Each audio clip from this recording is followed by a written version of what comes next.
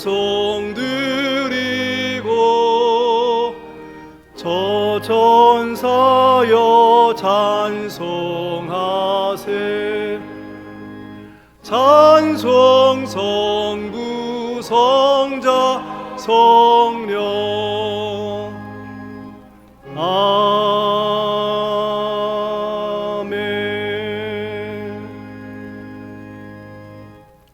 새 노래로 여호와께 찬송하라.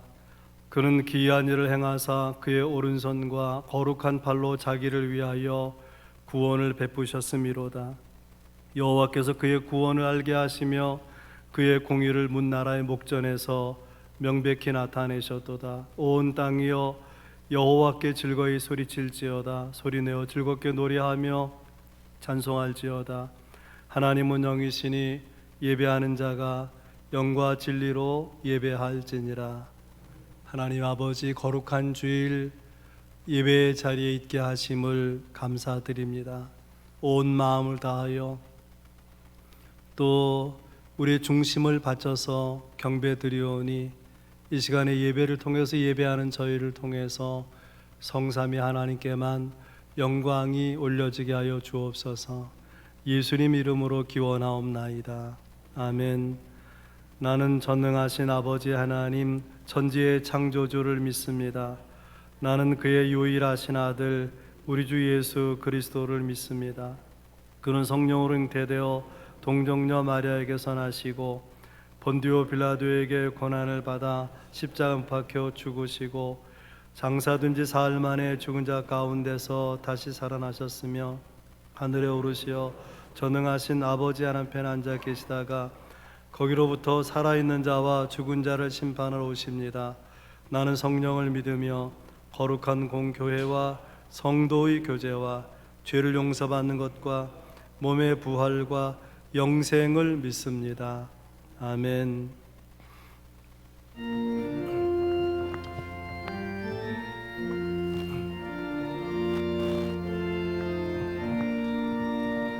구세주를 아는 이들 찬송하고 찬송하세.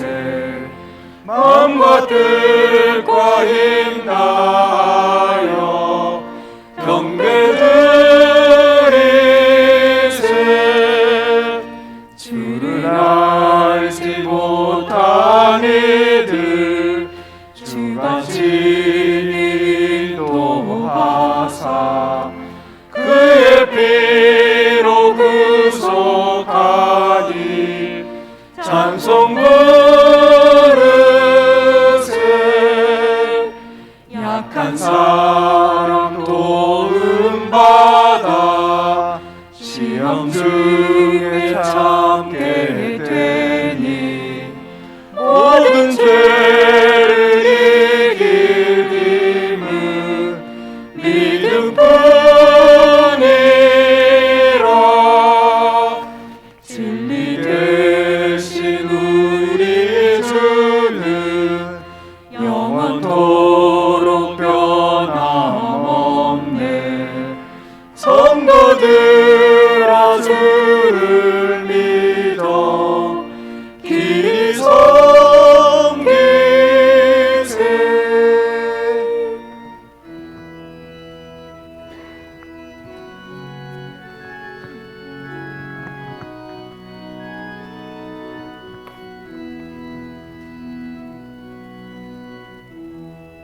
주께서 높은 보좌에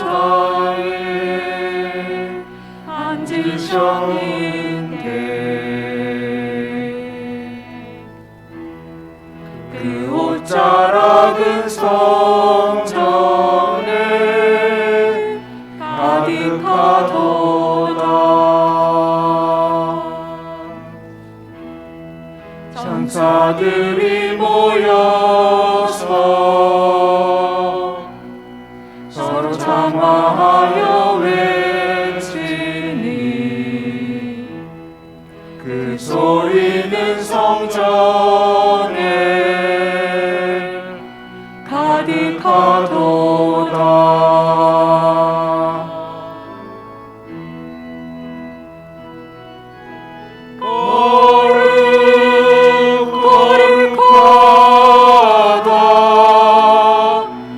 만군의 여호와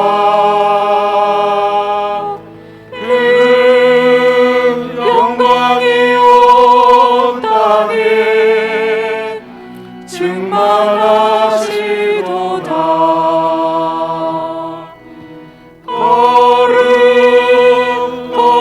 거룩하다 만군의 여호와 그 영광이 온 땅에 충만하시도다.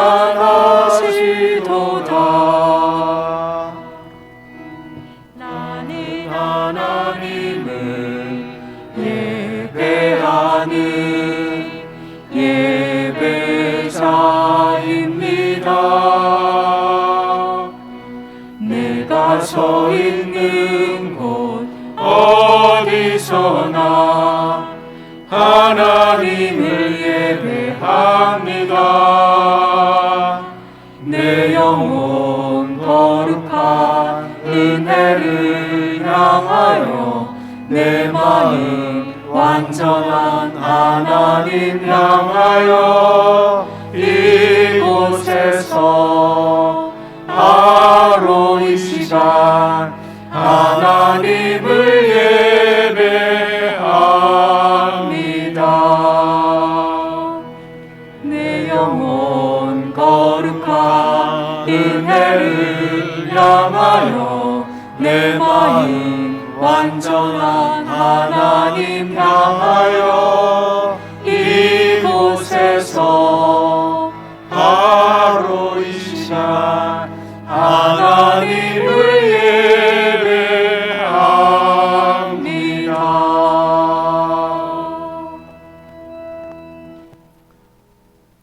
엄국식 장로님이 기도하시겠습니다.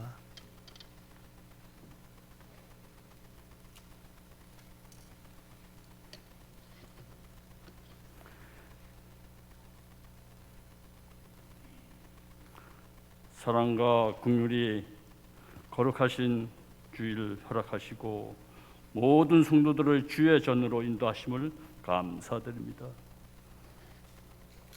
온 인류를 위해 갈보리에서 고통의 십자가를 지신 주님, 그 고난의 순간을 생각합니다. 아무 흠 없으신 하나님, 독생자 예수 그리스도께서는 죄인으로부터 문초를 받으시고 채찍을 받으셨습니다. 그 크신 하나님이 섭리이시기 때문에 그 사랑과 은총을 우리 모두가 하나님께 감사하고 또 감사를 드립니다. 사랑하는 주님, 고난절을 맞이하는 우리 마음속에 진실로 고난의 의미를 깨우쳐 주시옵소서. 사랑이 많으신 하나님 아버지, 우리 이후에는 아직도 많은 형제들이 병 때문에, 가난 때문에 고통의 멍에를 지고 이 세상을 살고 있습니다.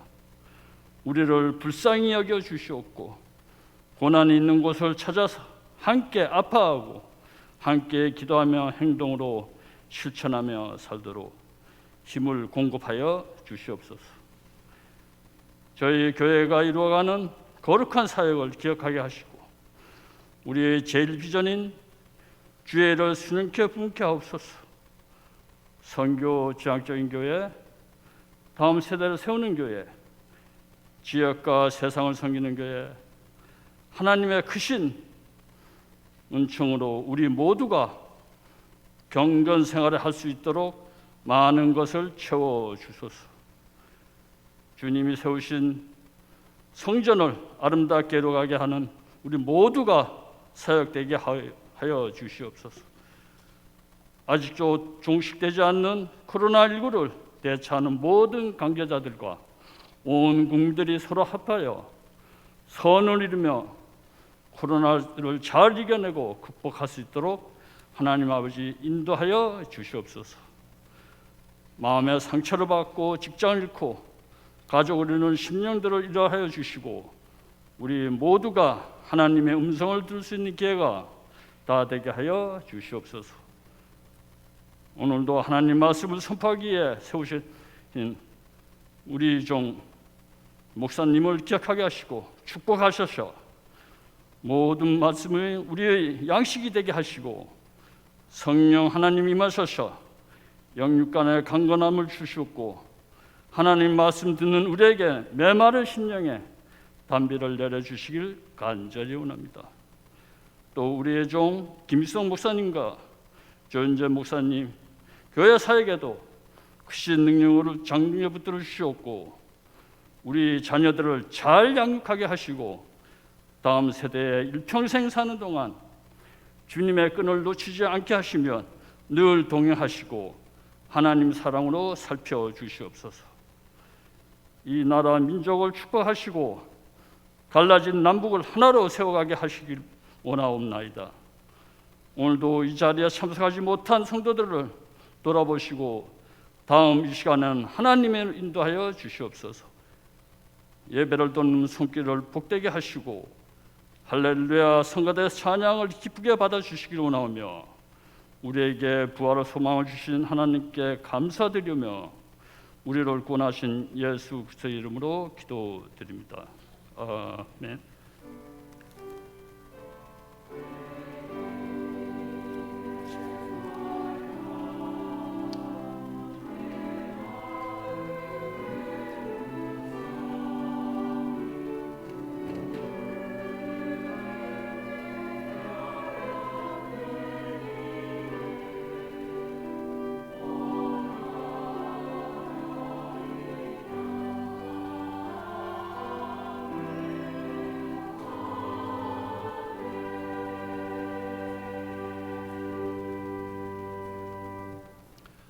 주일 아침 우리에게 주시는 하나님의 말씀 사사기 16장 15절에서 22절까지 말씀입니다.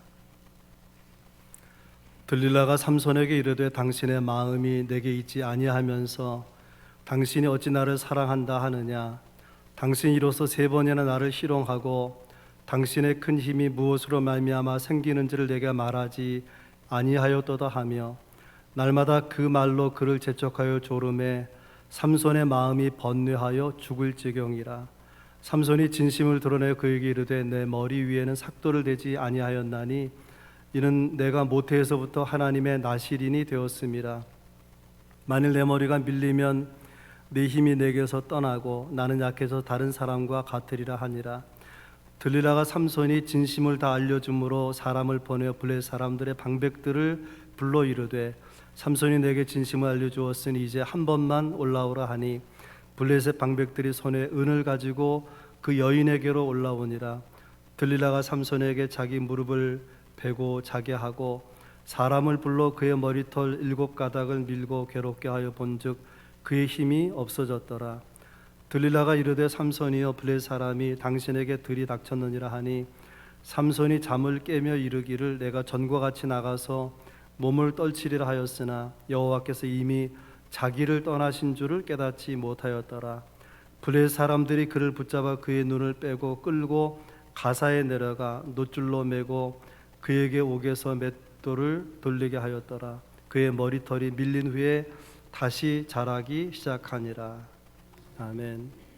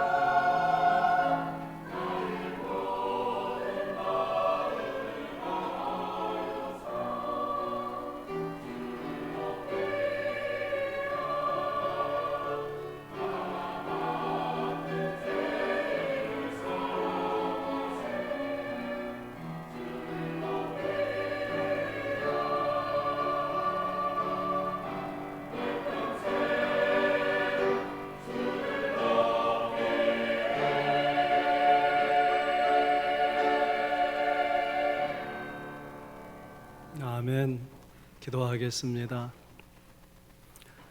할렐루야 찬양대 정성 어린 찬양, 저희도 가사를 마음으로 따라 부르며 오늘도 존귀하신 주의 성호를 찬미케 하시니 감사합니다. 수고한 남녀종들을 기억하여 주옵소서. 이 시간 주의 말씀 앞에 있사오니 바르게 증거할 수 있도록, 또 소중한 말씀이 내게 생명과 능력이 될 수 있도록 성령 하나님 진리로 우리 가운데 운행하여 주옵소서. 예수님 이름으로 기도하옵나이다. 아멘. 미국 대학에서 졸업식 연설 가운데 가장 유명하다고 알려진 세 편의 연설이 있습니다. 2005년에 스티브 잡스의 스탠퍼드 대학에서의 졸업식 연설, 또 하나는 2008년에 조앤 롤링의 하버드 대학 졸업식의 연설, 그리고 2011년에 코난 오브라이언의 다트머스 대학에서의 연설이 가장 유명한 연설로 꼽히고 있습니다. 연설한 사람도 다르고 연설한 대학 장소도 다른데 이 세 개의 연설은 공통점이 하나 있어요. 그게 뭐냐면은 실패한 삶에서 회복된 자기 삶의 스토리를 연설에 사용해서 굉장한 반향을 일으켰다고 하는 것입니다. 아시는 대로 스티브 잡스는 대학에서 중퇴하고 다니던 직장에서 해고되고 정말 야심차게 출발했던 사업에서 실패했습니다.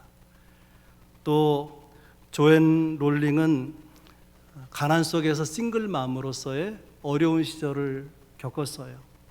그리고 코난 오브라이언은 미국 MBC 방송 최고의 방송사의 방송인으로서 명성을 날리다가 그냥 퇴출돼 버렸습니다. 이 세 사람이 자기 인생에서 벼랑 끝에 몰리는 그런 고난을 경험했지만 아시는 대로 스티브 잡스는 애플사의 회장을 지냈죠. 우리나라 전체 기업을 다 모아도 애플의 시가총액을 넘질 못해요. 그런가 하면은 조앤 롤링은 해리포터로 유명하잖아요. 세계적인 작가죠. 가장 유명한 작가 중에 한 사람이 되었고, 코난 오브라이언은 미국 최대의 방송인이고 작가고 배우이기도 하고요. 굉장한 인기를 끌고 있는 사람이죠. 전부 다 저 밑바닥에서 실패하고 저 밑바닥에서 자기 분야의 정상에 오른 사람들이 되었습니다. 삶이 회복된 거죠. 이것을 한마디로 말하면 삶의 회복력이라 그렇게 말할 수 있어요. 이런 실패에서 회복되는 삶의 회복력은 굉장히 의지가 강한 특별한 몇몇 사람들에게만 있는 것인가? 그렇지 않고요. 대단히 평범한 삶을 살아가는 사람의 내면에 그 가능성이 존재하고 있습니다. 하나님의 사람을 창조하실 때에 우리가 어떤 아픔을 겪거나 실패했을 때에 그걸 딛고 일어설 수 있는 능력을 부어주신 거예요. 오히려 실패를 통해서 더 크게 성공할 수 있고 더 풍부해질 수 있는 가능성을 우리 안에 주셨는데 그게 뭐라고요? 삶의 회복력, 삶의 회복력. 근데 문제는 이 삶의 회복력이 작동되는 사람도 있고 전혀 가동되지 않는 사람도 있어요. 이것을 가장 효과적으로 힘있게 작동되게 하는 원천은 어디에서 나오느냐? 믿음에서 나오는 거예요. 믿음이 있으면 삶에 어떤 고난을 겪어서 자기의 인생이 바닥에 내팽겨진 것 같아도 용수철처럼 다시 튀어오를 수 있는 그런 회복 탄성이 있다고 하는 것입니다. 그런 의미에서 믿음이 대단히 중요한 것이죠. 오늘 본문에는 이스라엘의 전설적인 영웅 삼손의 실패와 그의 회복의 인생 스토리를 다루고 있습니다. 삼손의 마지막 모습이 어떻게 묘사되는지 본문 21절은 이렇게 기록합니다. 블레셋 사람들이 그를 붙잡아 그의 눈을 빼고 끌고 가사에 내려가 노줄로 매고 그에게 옥에서 맷돌을 돌리게 하였더라. 대적 블레셋에 의해서 그의 자랑스럽던 머리카락이 밀렸어요. 두 눈이 뽑혔어요.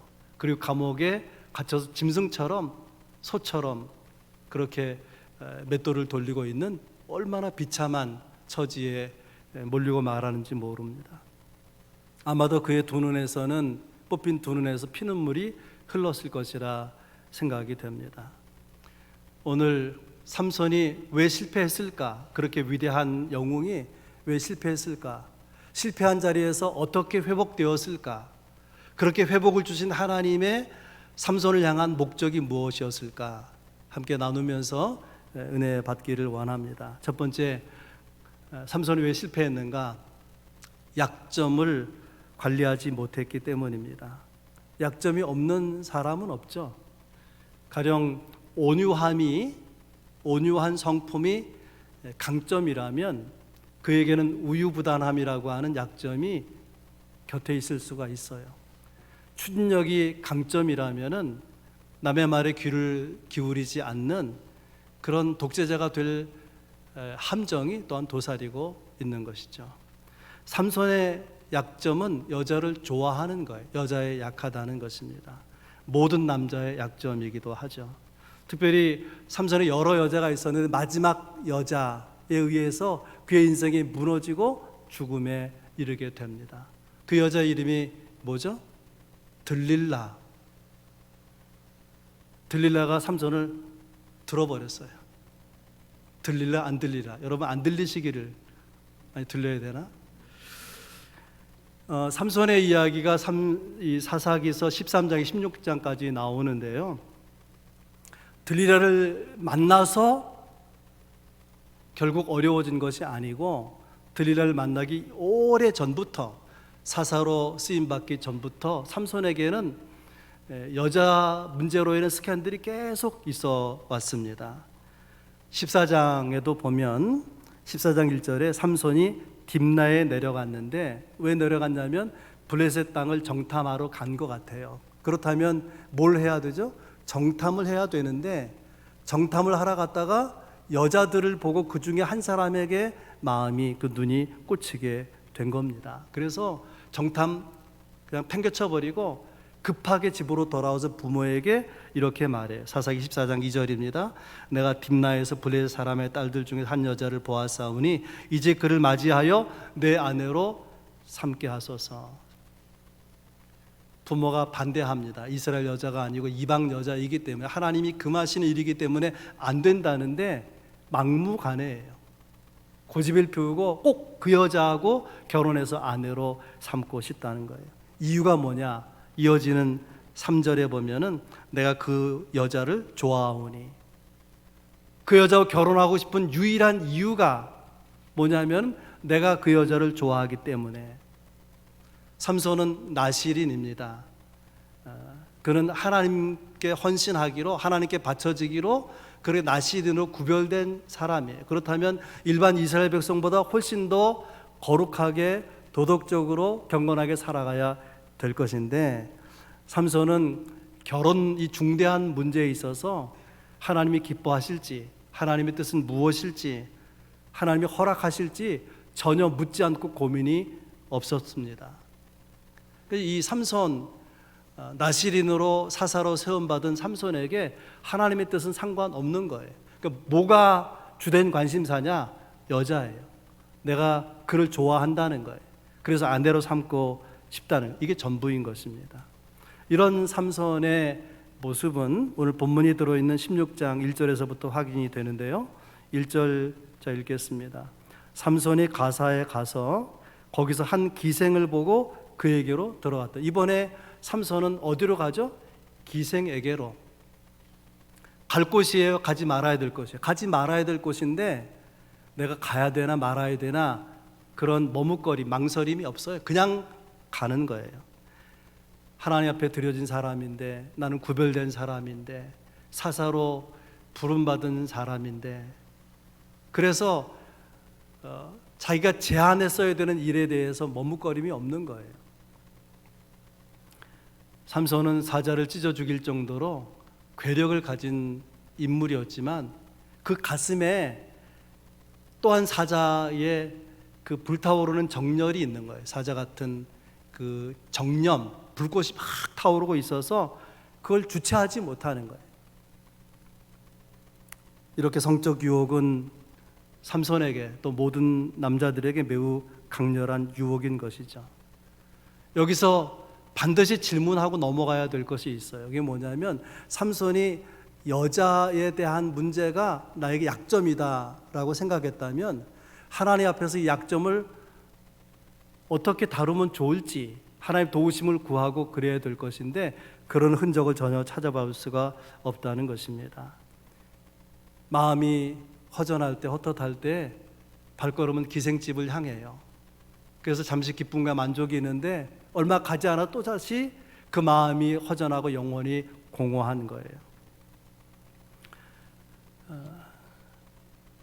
그런데 왜 이런 일을 반복하면서 삼손이 자기 약점을 고치려고 하지 않았을까? 거기에 하나의 미스터리가 있어요. 이게 뭐냐면 삼손의 인생에는 항상 여자 문제가 따라 붙었는데 동시에 하나님의 은혜도 항상 따라 붙었다는 거예요. 하나님의 영이 삼손이 계속 임하고 있었습니다.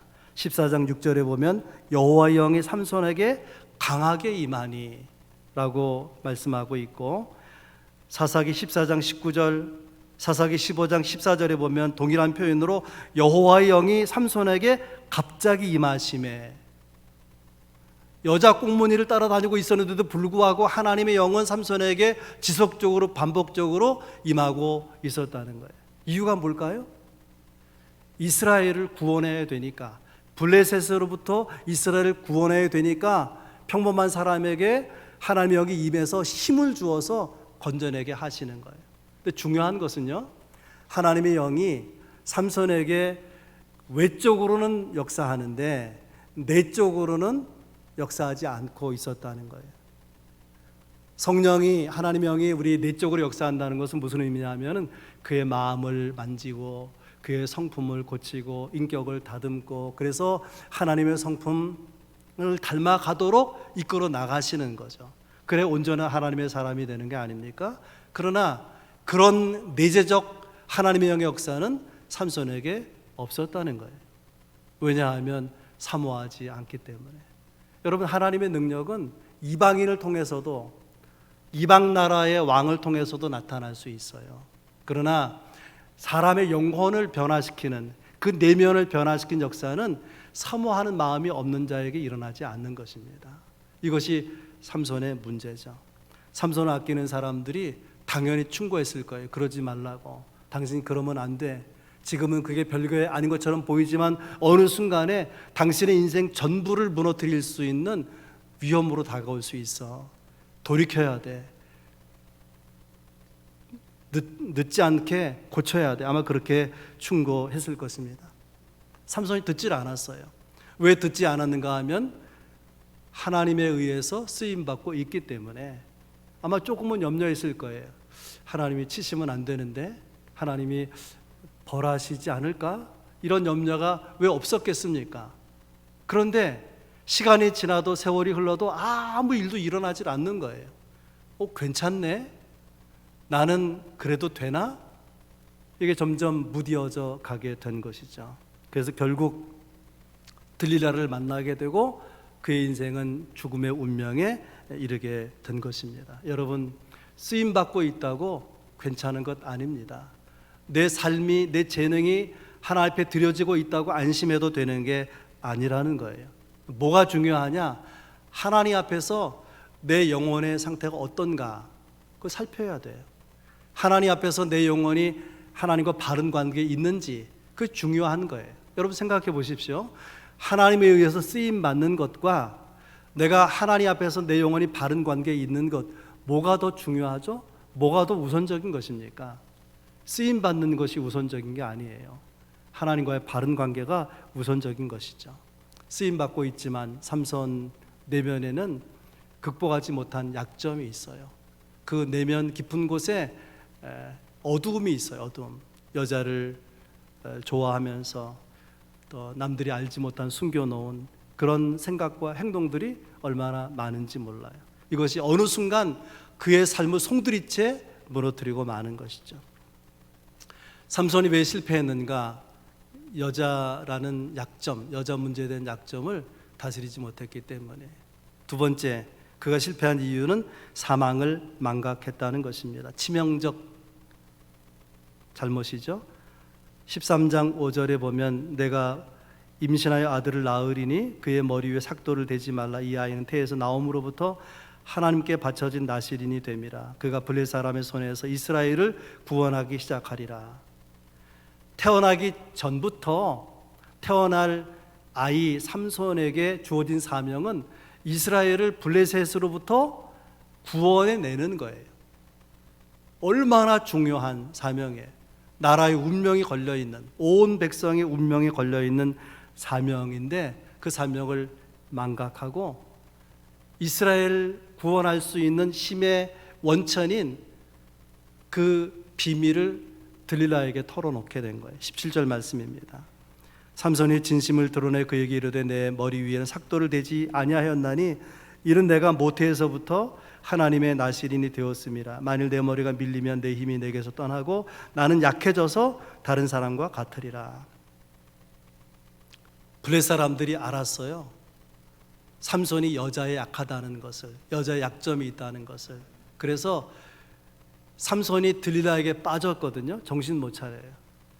들릴라를 매수해가지고 많은 돈을 주고 매수해서 저 삼손의 괴력, 헤라클레스 같은 그 괴력의 비밀이 뭐냐, 도대체 어떻게 해서 힘이 나오는 거냐, 그걸 좀 캐내라고 돈으로 매수한 것입니다. 그래서 이 들릴라가 매일같이 삼손에게 다가가가지고 힘이 어디서 나오는지, 또 어떻게 결박하면 당신 힘을 못 쓰는지 묻는 거예요. 그랬더니 삼손이 대답하는 내용들이 성경에 기록되는데요. 처음에는요, 마르지 아니한 새 활주를 7그로 이렇게 결박하면은 힘을 못 쓴다. 사실이 아니죠.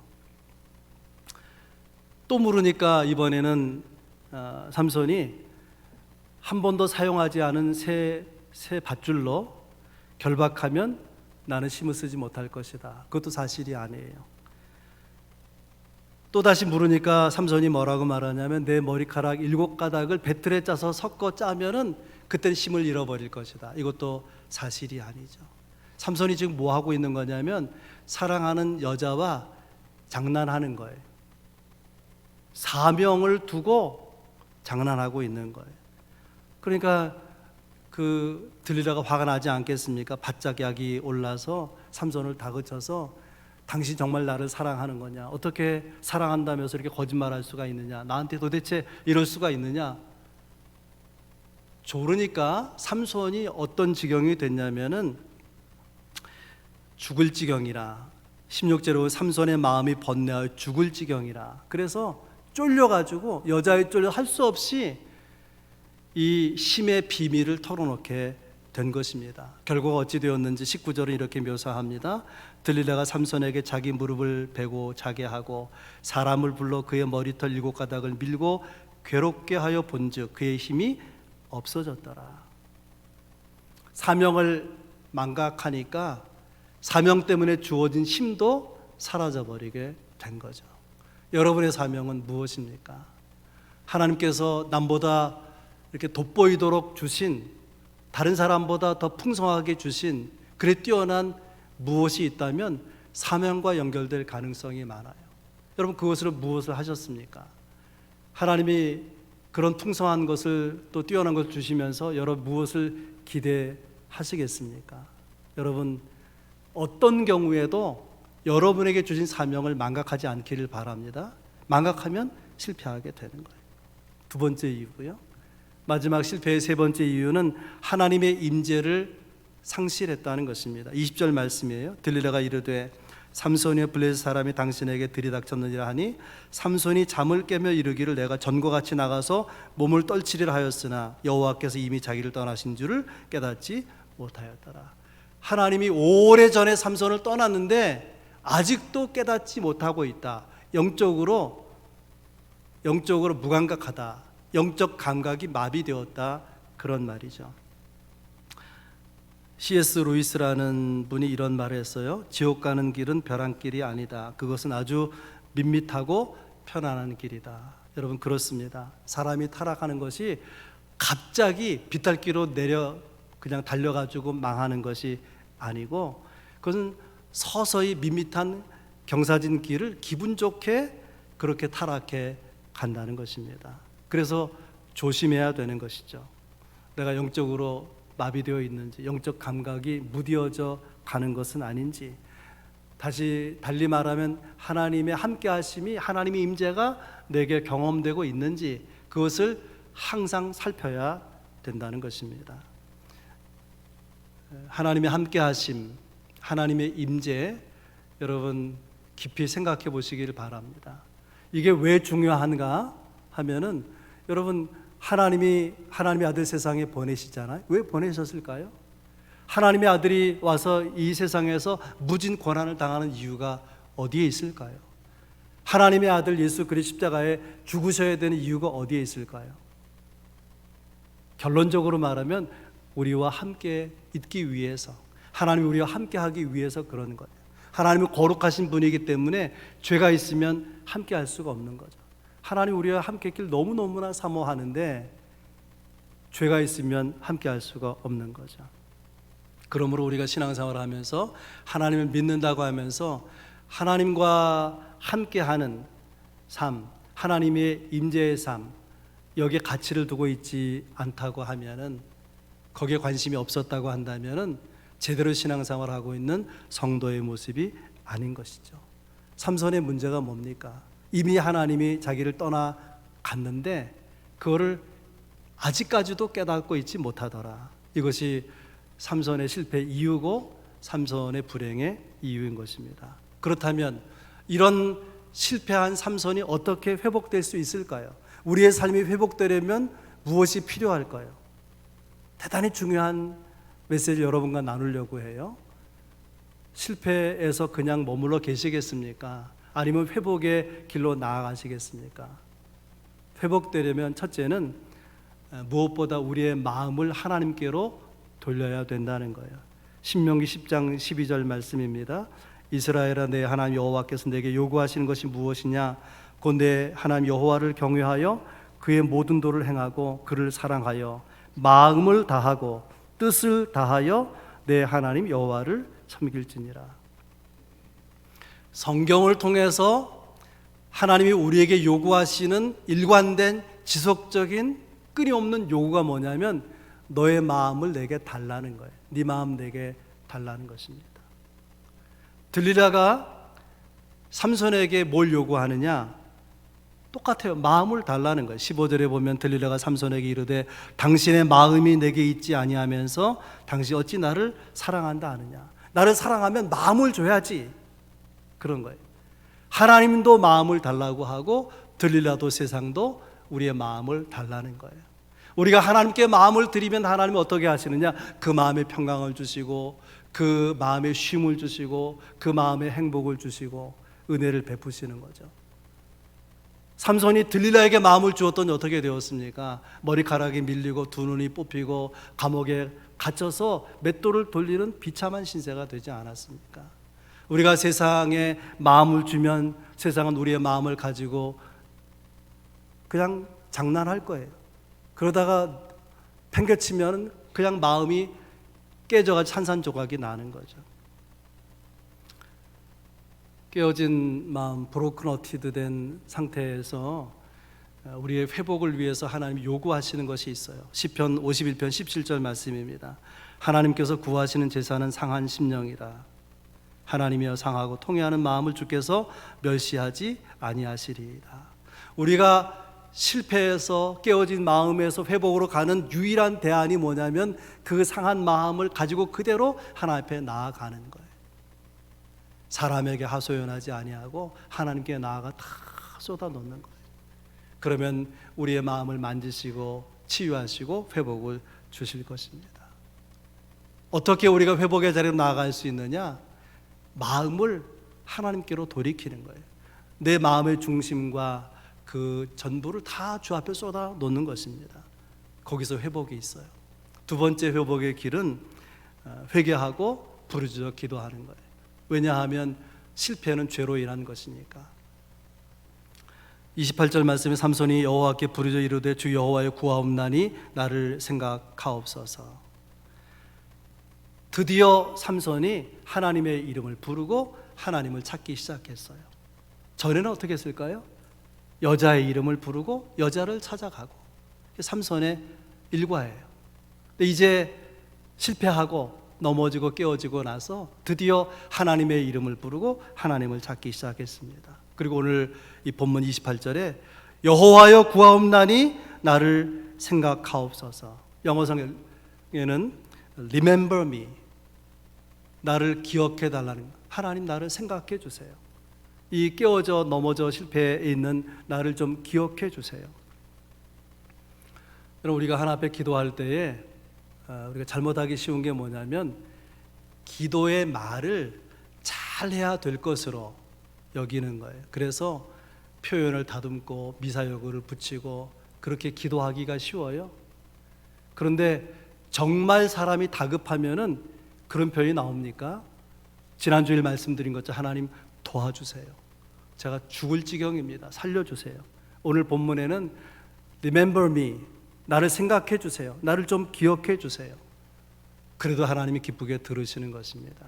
우리가 너무 기도를 잘하려고 하는 것이 때로는 사람에게 잘 보이려고 하는, 그 무슨 의미의 기도는 하나님께 드리는 것인데, 여러분 넘어진 자리에서 잘못이 있으면 회개하시고 부르짖어 기도하시기를 바랍니다. 거기에 하나님의 약속이 있어요. 시편 50편 15절에 환난 날에 나를 부르라 내가 너를 건지리니 내가 나를 영화롭게 하리라. 여러분 그렇습니다. 기도하면 주님이 건져주십니다. 실패한 자리에서.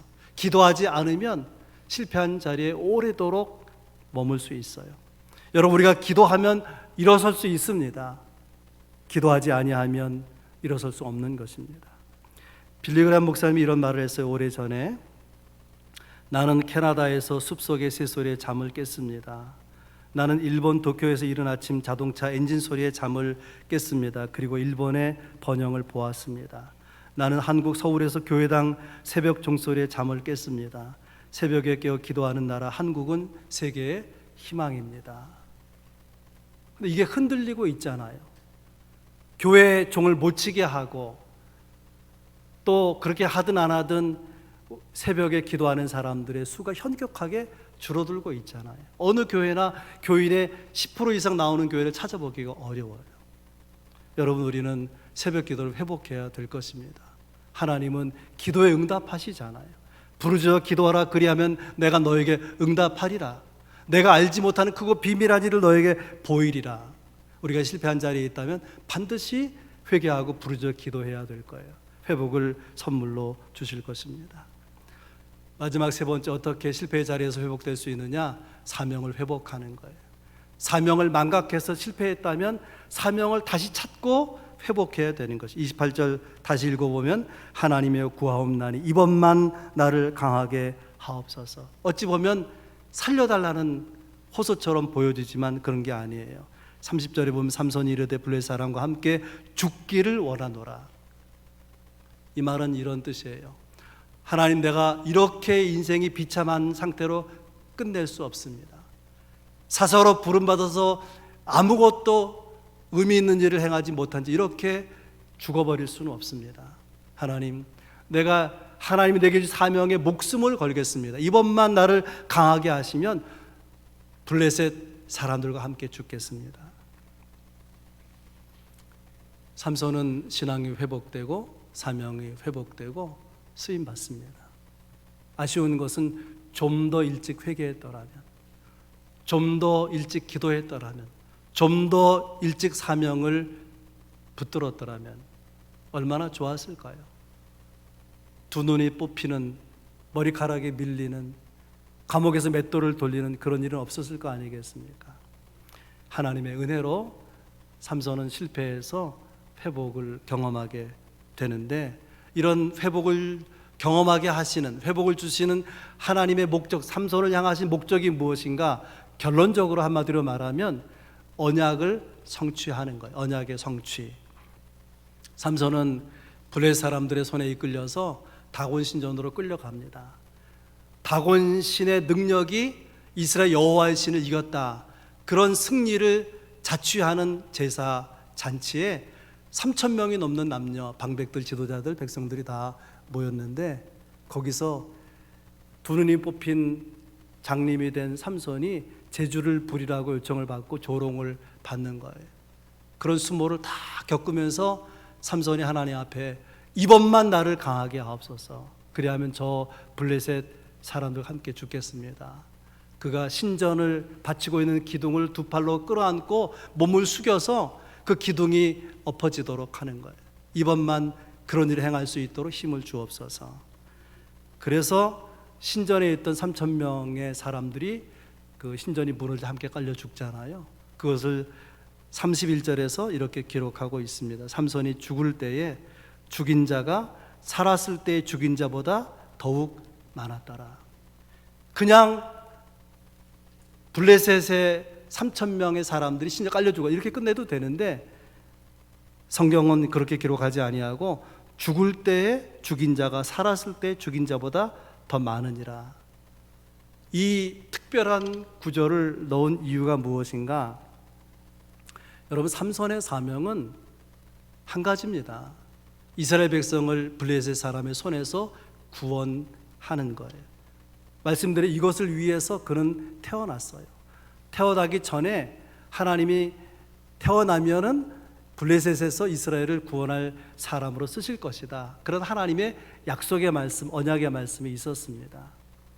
이제 삼손이 회개하고 부르짖어 기도하고 사명을 붙잡게 될 때에 정말 블레셋에서부터 이스라엘 구원하는 구원자로 쓰시게 된 것이죠. 하나님의 언약이 이루어진 거 아니겠습니까?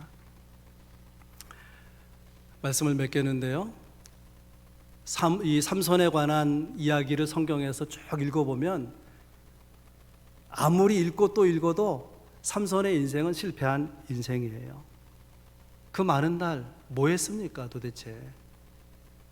사사로 부름받았는데 한 거는 여자 따라다닌 것밖에 없잖아요.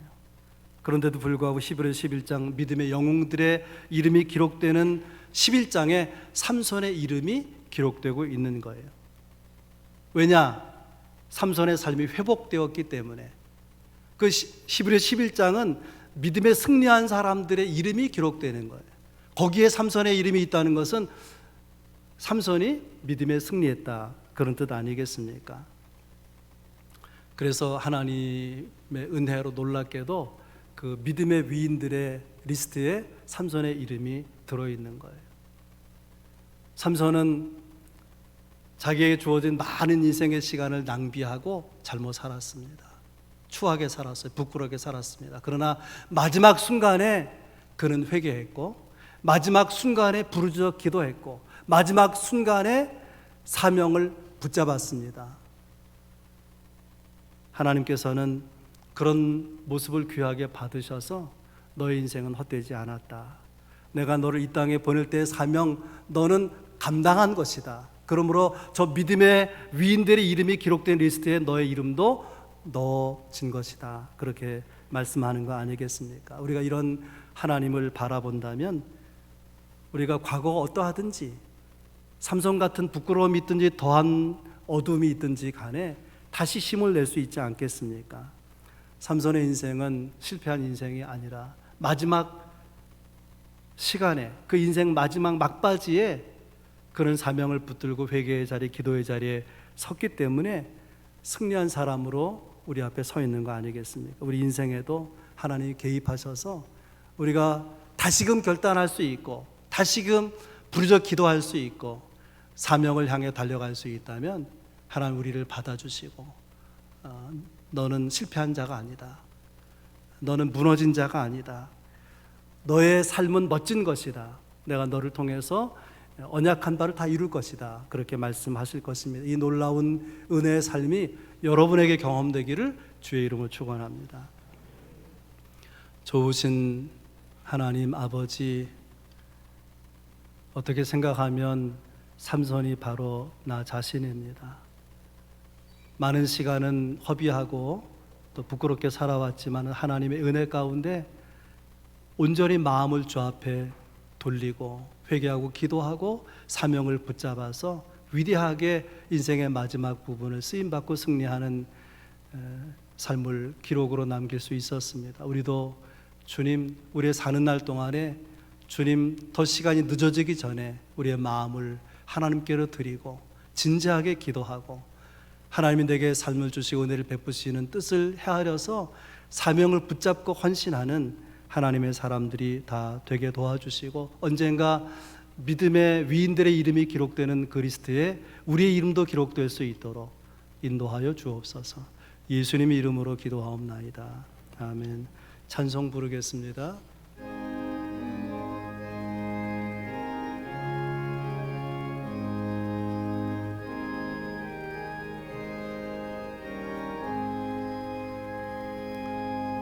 고통의 멍에 벗으려고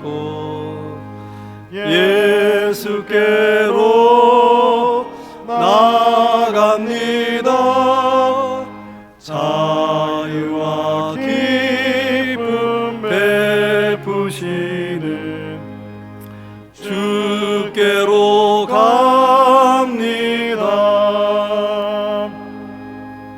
병든 내 몸이 튼튼하고 빈궁한 삶이 부해지며 죄악을 벗어버리려고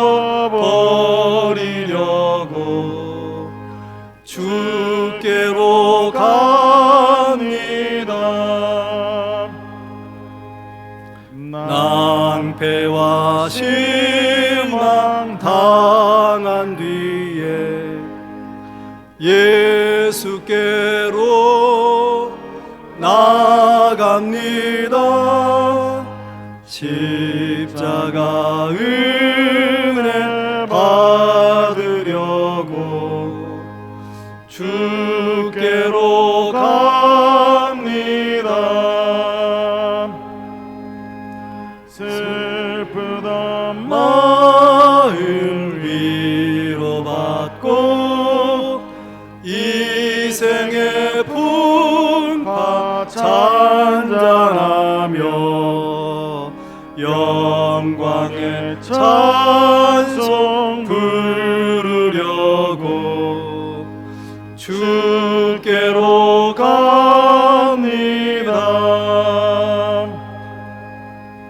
교만한 마음을 내버리고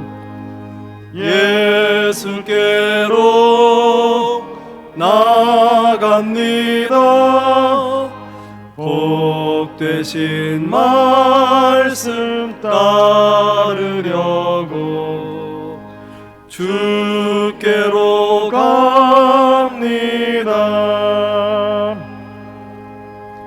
실망한 이 몸 힘을 얻고 예수의 크신 사랑받아 하늘의 기쁨 맛보려고 주께로 갑니다. 죽음의 길을 벗어나서 예수께로 나갑니다. 영원한 집을 바라보고 주께로 갑니다.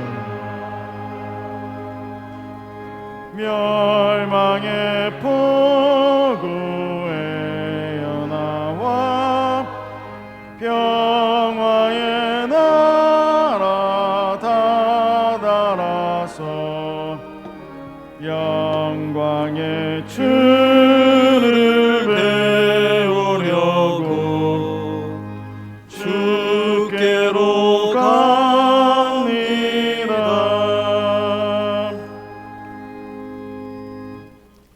하나님 아버지, 지금 이 시간까지 살아오는 동안에 우리에게 베푸신 은혜를 생각하면 우리가 무엇을 드려도 다 갚을 수가 있겠습니까?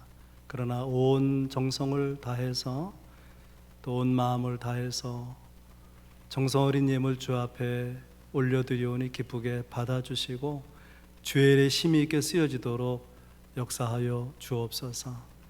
아버지 하나님, 삶이 아무리 힘들지라도 또 세상의 삶이 얼마나 벅찰지라도 말씀하신 대로 먼저 하나님의 나라를, 하나님의 의를 구하는 신앙생활의 우선순위가 분명할 수 있도록 저희가 살아가는 한 주간의 삶이 되게 도와주시고, 약속의 말씀대로 모든 것을 더하시겠다, 책임지겠다 약속하신 은혜를 누리는 우리 모두가 되게 하여 주옵소서. 우리에게도 회복이 필요합니다. 아버지 하나님, 건강에서 회복, 물질에서 회복, 인간 관계에서의 회복, 또 우리 존재에서의 회복이 필요합니다. 주님, 우리를 긍휼히 여겨 주시고 모든 자비의 아버지시고 위로의 하나님이라 하셨사오니 주의 자비의 위로 가운데서 회복을 경험하는 한 주간의 삶이 있게 하여 주옵소서. 저희들의 예배와 더불어 구원받은 모든 하나님의 백성들의 예배, 저희의 교회 예배와 함께 모든 주의 몸된 교회들의 예배를 연락해 주시고 성삼위 하나님께만 영광이 되게 하여 주옵소서. 예수님 이름으로 기도하옵나이다. 아멘. 주보 뒤에 교회 소식 나누겠습니다. 특별한 내용은 없고요. 조금 달라진 내용만 말씀드리면, 사순절은 교회 여기 있어 대단히 중요한 절기인데 그 중에 고난주간이 3월 29일부터 한 주간 4월 2일까지가 고난주간입니다. 예수님께서 이 땅에 고난이 주로 오셨지만 집중적으로 고난 당하신 기간 묵상하는 시간이고요. 부활주일 한 주간, 한 주 전의 주일을 종려주일, 예수님께서 낙이 타고 예루살렘 입성하신 것을 기념하는 절기이고, 또 그 주간의 금요일, 고난 주간의 금요일을 성금요일이라고 부르는데, 왜냐하면 예수님이 금요일에 십자가에 달리셨거든요. 그래서 그날은 우리가 적어도 깨어 있어야 되겠다. 그래서 전통적으로 경건한 모든 세계 그리스도인들이 이날 금식하는 사람들이 많아요. 그래서 우리도 한 끼 금식하고, 또 코로나 상황이지만 이 성금요일 연속 기도회를 하도록 그렇게 하겠고요. 그 참여할 수 있도록 이렇게 게시판에 양식을 붙이도록 하겠습니다. 4월 4일이 부활주일에 여러분의 삶을 교회력에 맞춰서 이 사순절 일정에 맞춰서 정하시고 함께 신앙절기에 동참할 수 있기를 바랍니다. 다 자리에서 일어나겠습니다.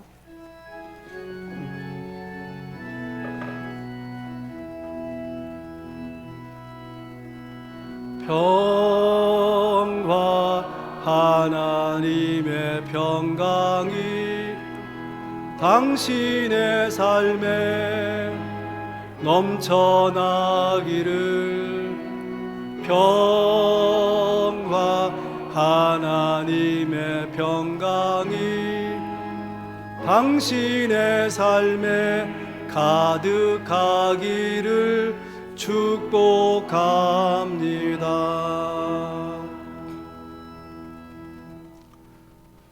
주 예수 그리스도의 은혜와 하나님 아버지 크신 사랑하심과 성령님 교통하심이 예배하고 한 주간의 삶을 향해 소망으로 나아가는 교우들 위해 이제로부터 영원히 함께 하시기를 간절히 축원하옵나이다. 아멘.